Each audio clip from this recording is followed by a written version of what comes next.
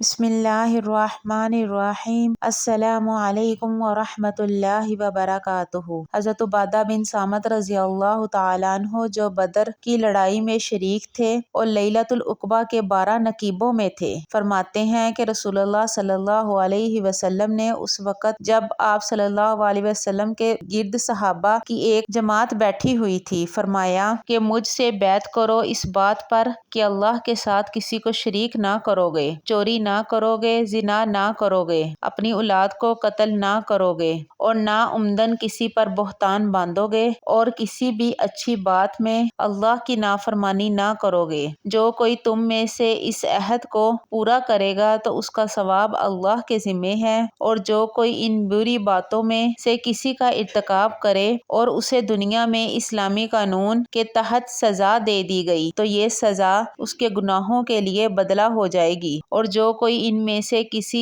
بات میں مبتلا ہو گیا اور اللہ نے اس کے گناہ کو چھپا لیا تو پھر اس کا معاملہ اللہ کے حوالے ہے، اگر چاہے معاف کرے، اگر چاہے سزا دے۔ حضرت عبادہ رضی اللہ تعالیٰ عنہ کہتے ہیں پھر ہم سب نے ان سب باتوں پر آپ صلی اللہ علیہ وسلم سے بیعت کر لی۔ اگر آپ کو میری ویڈیو اچھی لگی ہو تو لائک کر کے صدقہ جاریہ سمجھ کر شیئر کر دیں۔ جزاکم اللہ خیر و احسن الجزاء فی الدارین۔